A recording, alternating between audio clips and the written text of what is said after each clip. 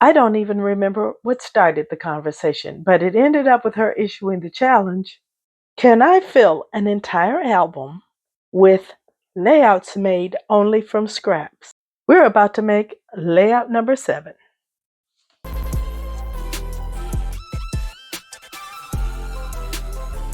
So this is what we're working for with layout number 7.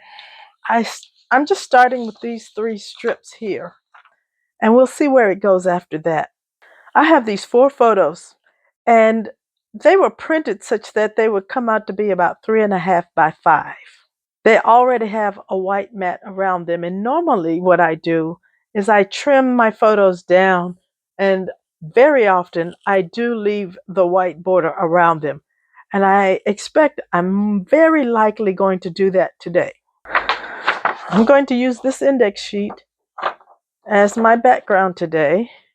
So we'll start there and see what we come up with. Now I am, of course, free to pull from my scraps as much as I need, as long as it's only scraps. So what I'm seeing is that the white frame around the photos is blending in with the white paper, so much so that I'm thinking I can just adhere the photos down and a natural grid will come out with them just as they are. I'm starting off with these 3 strips, and we'll see where it goes. These 2 strips came from Rolling Good Times. And I'm thinking I'm going to put them right up against the top of my photo. These strips are about 1.5 inches wide, so they're both 1 1/2 inches wide.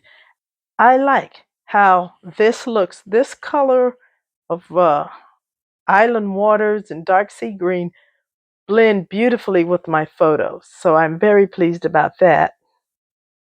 And I actually could just let the layout stay as it is. But I think I'm going to do a bit more. And I also think that this reinforces putting my photos down in their full 4x6 size without trimming them at all, and letting this natural grid fall into place is the right design for me. So I'm going to adhere these down and come back and see what I want to do next. I've adhered down my photos and my 1.5 inch strips. There's a space at the top and bottom that's about 1/2 inch long. And I think I'm going to put something down to cover this space. I still have this piece of paper, but I think that the colors are not going to go well side by side. So I think I'm going to put this aside. It'll have a chance to be used later. And I'm going to bring in this. I'm not sure. I think this came from burlap and lace. So I think I'm going to use this scrap. And I'm going to begin by cutting it to a straight line. I want to get at least 2 inches out of this. I'm not sure how wide it will be, but here's my 2-inch mark. And I'm barely making it. Actually, it's going to be about 1 15/16 of an inch. I'm willing to accept that. So the goal is 2 inches. I can't get quite 2 inches out of this paper. I'm going to be 1/16 of an inch less. I'm fine with that. In a perfect world, this would be 2 inches wide, but we're dealing with our scraps and we're making do. So I have my almost 2-inch wide strip, 2 inches by 12 inches. And I'm sure you're not surprised. I want to use my new Zig Zag border. This works with the custom cutting system. And so I think I want to cut the zigzag roughly down the middle. Now do that, I'm going to use this sizing template that comes with the border templates. And I'm going to be using my red blade. I always use my red blade. And I'm going to kind of lay down where I think I want my red blade line to go. And I think that's a little too far that way. Let's bring it over a little bit. And I want it to feel as though it's going right down the middle. And I think that's where I want it. So the way I've been using this is once I get my sizing template over my paper and it looks like my blade line, in this case my red blade, is going to hit about where I want it to hit on my paper, then I will put my template over top of it up to the black line. In order to decide where to place my ruler template onto my layout, I'm going to use the sizing template. It has 4 lines. The black line is where the edge of the template will go. The red line is where the red blade would cut, and the same for the green line and the blue line. So you can use any of the custom cutting blades, and this will show you where they'll cut. So I'm planning to use a red blade, and I'm going to shift my sizing template to the left and the right until I get it where I think I want it, which is about in the middle. The sizing template is 13 inches long, so you should be able to get it straight on your 13-inch mat without any problems. So the next thing I'm going to do is put down my template up against the black line and note its location. So I have placed my red line where I want it, and I've placed my template where I want it to go, and I'm making a note at where the edge of my template is. That way, when I pull away the sizing template, I can put my cutting template back in the same spot. So I'm looking at where the inside of my template is, which is at 6 1/8 inch.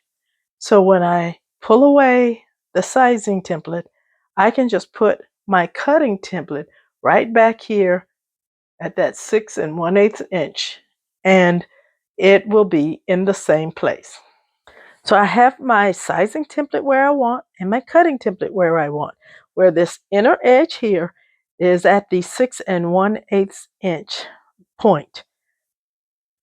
The left side of my 2-inch strip of paper is up against the 5-inch mark. So I'm not measuring, but I just have these points to be references. So I'm removing my template and, importantly, removing the sizing template. Now I have put my cutting template back on the mat in the spot I want it to go. And now I'm going to pull out my red blade. And I have designated a red blade, it's one of the older ones that I still had, to use just for these borders. I'll be honest, I'm now moving my template over 1/8 of an inch. I want more space on my left side. So instead of having my inside at the 6 1/8 inch mark, I'm going to take a little gamble and put it on the 6 1/4 inch mark. With my paper being on the 5-inch line, I'm going to put this side of my template on the 6 1/4 inch line right here.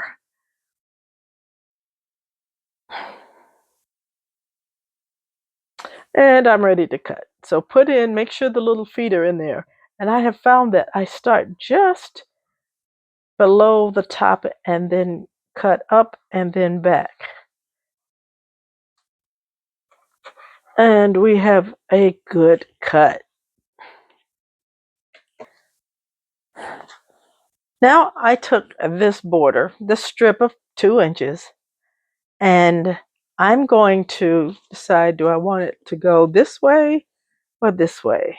And I think that way. And I'm going to put it up here to cover up that white space and down here. And I think I have a done page. And look how pretty that turned out. So I wanted to do a minimal amount of embellishing on this page because it is a companion page. The title and everything will be actually on the left side. And so what I decided to do was to make a small embellishment cluster here in this lower right corner. And I went through my tiny scraps collection and I found these pieces of paper that I cut out using the die cutting machine, a tag, a monstera leaf, and the words enjoy today.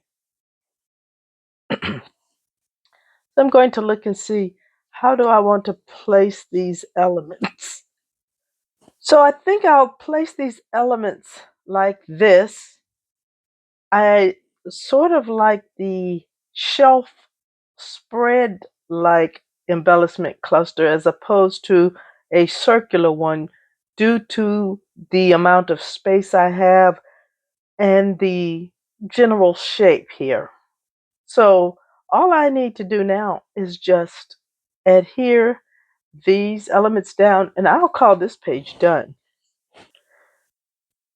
So this layout was really fast. I had 1.5 inch strips here and here. I took a 2 inch strip and I used the custom cutting border system to just cut down the middle. No specific measurements, just eyeballing it to get down the middle, and placed it here and here, covering what had been the white seam. And I took 4x6 photos, clustered them together. They were printed to be 3x5s, but instead of trimming them down, I just left them in their 4x6 print, connected them all up together, and it made a really nice grid. And this will be a beautiful page to go beside the one in the album. I hope that you enjoyed this really fast layout using only scraps, just strips of paper. And if so, I hope you'll like, subscribe, and watch another video. Here's one that YouTube is recommending for you. Have a great scrappy day.